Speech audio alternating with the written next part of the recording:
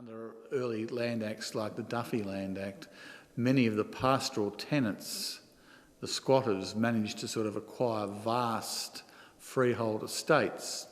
Well, from the 1890s onwards, there's an attempt to break up those estates and buy those estates back from the squatters and the squatting families, and to subdivide those large estates into smaller estates. The process of subdividing estates occurs in two forms. We have what are known as wet and dry blocks. So in the Western District, most of the settlement, most of the closer settlement blocks were dry blocks. Now, what happens in northern Victoria, particularly in, I suppose, the Goulburn Valley, also north of Bendigo, large estates there were sort of broken up, and they were part and parcel of an attempt to introduce irrigation into Victoria. So under the leadership of an American engineer by the name of Elwood Mead, the State Rivers and Water Supply Commission was introducing irrigation channels and sort of breaking up large estates into very small farms of sometimes 50 acres, as low as 50 acres. And they're all, to make that a viable proposition, the irrigation schemes were going through at the same time. In the Western District, you get bigger blocks without irrigation. On the northern plains, you get smaller blocks with irrigation.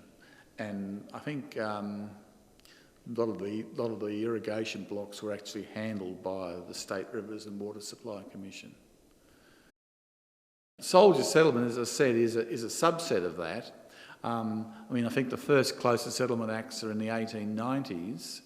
A few estates are set up in the early 20th century, such as the Colbert Abbon estate in northern Victoria. But after the First World War, soldier settlement was set up to sort of reward those soldiers who had fought for their country and the empire during the First World War. They were sort of put on to closer settlement blocks, but in recognition of their services to the state, they were given advances from the government. So they were given more monetary aid than the general closer settler was given. First of all, for a closer settlement estate, what we get is an estate file. And the estate file basically details the negotiations that go on to buy that land from the pastoral owner. And sometimes they might send up to 4 or 5 valuers, and these valuers will look at the property, they will tell us about the quality of the land, they'll tell us about the vegetation, and they'll put a price on the property. So the estate file has a huge amount of information about the property itself. Wonderful bits of information for people looking at the sort of physical environment of Victoria. And they often contain beautiful maps detailing buildings, detailing vegetation. Excellent files. The second file is the actual settler's file, and these tend to be about as big as the Melbourne telephone book. Huge things.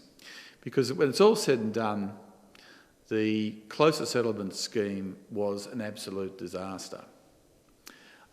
Basically, it ignored all the lessons that Australian farmers had learnt from the 1860s through until the 1870s. And from the 1860s through the 1870s, I suppose, through the early 20th century, the sort of push in Australian agriculture amongst successful farmers was for broad acre farming. What the closer settlement scheme does is it abandons this principle and still believes that we can settle people on small blocks. And so what happens is that farmers, even if they're wet blocks or dry blocks, are given what are economically unviable blocks. So very quickly settlers get into a great deal of difficulty. What the closer settlement documentation tells us is, like all settlement files, it tells us who the settler was, where he or she came from. In the case of the soldier settlers, it'll often tell us about their military service. In the early 20th century, there's a sort of divide between what the sort of canny Australian Victorian farmer is doing and what legislators in the city are thinking about. The successful farmer is thinking of getting big, getting help from the latest machinery, whereas and that's looked upon as sort of misusing the land by many city legislators, and they're still wedded to this idea of a landscape of small, sort of intensively cultivated properties. So even in moral terms, it's framed in moral terms. Growing wheat and sheep is not as sort of morally uplifting as sort of growing fruit and vegetables. You know, it's as crazy as that. The state was just left with huge debts at the end of this scheme, and there is some. When you look at the files, you get the sense that there was some acknowledgement by the 1930s that settlers had to have what was called a living area. And what they're trying to do in the 1930s is reapportion the land so people do get a living area.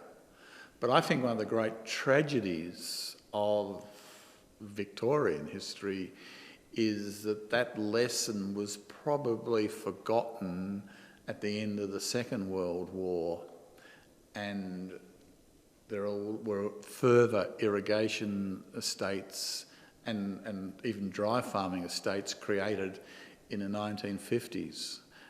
And unfortunately, I think many of the problems of the 1920s and 1930s re-emerged. One of the good things about the 50s was it was a particularly wet decade, and world prices were high, so the sort of problems could be hidden for a number of years, but they did re-emerge. You know.